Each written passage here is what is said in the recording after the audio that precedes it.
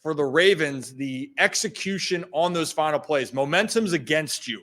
Dan Orlovsky broke down 2 of the key plays on that last drive for Baltimore. We're going to break it into segments here. We're going to do the first one, Brad, of talking about the conversion to Zay Flowers on 3rd down. So let's listen to Dan, and then we'll pause it midway through. Game on the line type of plays. 2 late motion or shifts. Huge impact on the success of plays. So this is the 3rd down pass. It's 3rd and 9. We've seen this motion a lot this season in the NFL. So they come out in the bunch. Baltimore does. Here's Zay Flowers, okay? Now, Dallas is playing man-to-man, man-to-man, man-to-man. Now, what they're going to do, Zay right now is at the number 3 spot in that bunch.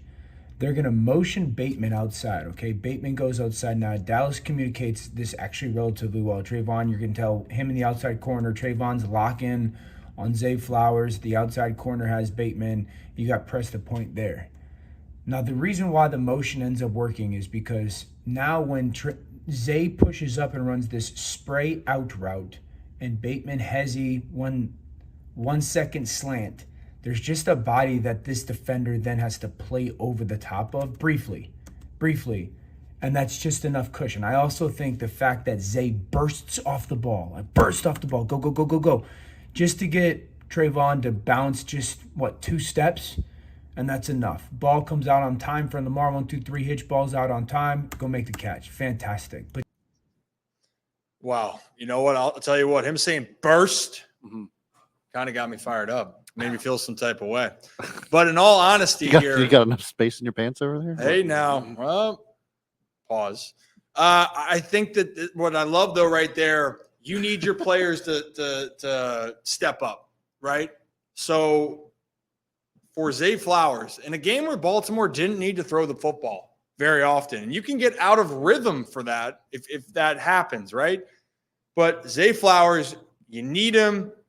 I love the fact that Dan breaks it down, and it is interesting, right? Having just that little bit of space where the defenders have to, readjust, essentially. And with Zay's speed and his route running ability, Lamar makes a great throw, and that one then sets up for the next play. But you need that. That's why you drafted a first-round wide receiver, a guy that in big moments can make a big catch, even if there's only a few of them in the game. And Zay Flowers, big catch, and Lamar, good throw under pressure. Yeah.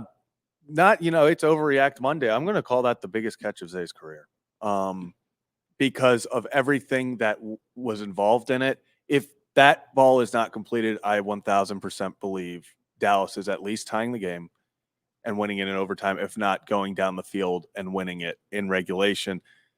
Zay Flowers was the guy who missed the onside kick. Young guy, onside, goes through his hands. They get it back, gives Dallas all the momentum. You want to see Lamar and them confident enough to say, hey, game on the line. We want to go to Zay.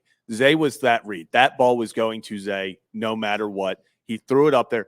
That was also not bad coverage. The corner, the makeup speed was on him in a blink of a second. Diggs was on him. Yeah, Diggs got the hand in there to try to push it away and everything. Incredible catch by Zay Flowers in a massive moment. So Overreaction Monday, I'm calling that the biggest catch of Zay's career. Well, and you know what I loved, Kev? What I loved about it? Definitely you can make the case for it. What I love for Zay Flowers, hey, you're not shying away from a big moment, and you can move on past a mistake. I think that's the biggest part here, where you can put your head down. And also, it's not like Zay's this overwhelming presence. The dude's not like, he's bigger. Everyone's bigger than you, Kev. Yeah, but true. Zay plays with such confidence. He plays big, and he right there played big in a moment that the Ravens needed him. Yeah, and I go back to what Peter King said last offseason when Zay was a rookie. He was traveling around all the training camps, and they said if you put Zay in one-on-one situations, the only way you're going to stop him from getting the ball is if you hold him or you tackle him to the ground. And that is because of what Dan Orlovsky said with that burst. He's able to get off the ball quickly, and then his route running and his electrifying ability there gets him to his spot exactly when he needs to be in the right. The timing, Lamar and Zay have established chemistry over the course of the last year plus, and we saw that on full display in the biggest moment. I mean, with Mark Andrews not getting the ball a lot, The tight ends weren't really involved. They didn't really throw the ball a lot. But when they needed it, I think everybody knew a pass was coming to try to get that conversion, kind of salt the game away, and they still had to convert again. But that was A+ by both Zay Flowers and Lamar Jackson. Boom, baby. Now let's see how it was the finisher on that second play, Brad. Let's play the one that won the Ravens the game on that read option where Lamar ended up keeping it for the win. Now look what they do. They come out with their tight end package, back, and then their 300-pound fullback. Okay? Then they're going to motion the fullback over. He's really a tight end fullback. He's the most versatile player in the league. Okay, so Dallas sets their front as they traditionally do in what we call an over front. And then they're going to walk this person to the line of scrimmage. That means Micah is shrunk down, okay? Now watch what happens with this. You're going to get this double team to Micah. This motion, okay, is going to lift this defender. Okay? That and this is going to lift this defender, lift this defender. Okay? Look at the double team that you get right there.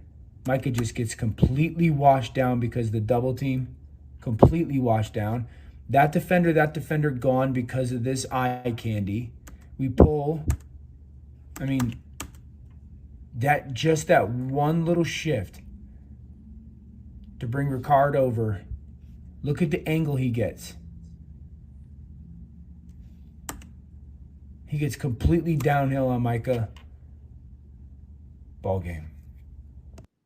Ball game. Ball game. And that was really a thing of beauty. And you could see, and again, shout out to Dan Orlovsky breaking it down. Good double team. Make the defender that's coming up make a choice. He went after Zay Flowers, and then you have the most electrifying player in the game with the ball in his hands, Lamar Jackson, have a hole and be able to make the most of it. He does it. Ravens win the game, right? So with those moments, I shout out the offensive line. They've taken a lot of heat. A lot of heat, and they had their way for the most part on the ground, but in the biggest moment right there, they put it away, Zach. Yeah, and I like how you shout out the offensive line because the guy I was just about to shout out, who did you see pulling guard, sealing the block to really just give Lamar the hole to get those final 3-4 yards to put it away and not make it just a 3rd and 3, 3rd and 2. Daniel Falele, the guy that everyone has been questioning, the guy that Harbaugh and them have been saying, whether fans like it or not, they're like, we like this guy. We think he can get better. He went out there yesterday and proved them right. He took a massive step. You saw it in things with him even getting switches and stuff. Big step for him, but on that final play, goes out there. We've been talking about his athleticism, gets to the outside, gets in space, seals the block, and as Dan Orlovsky said, ball game. Ball game. And Kevin, how many sacks did the Cowboys have? 0. Just one quarterback hit.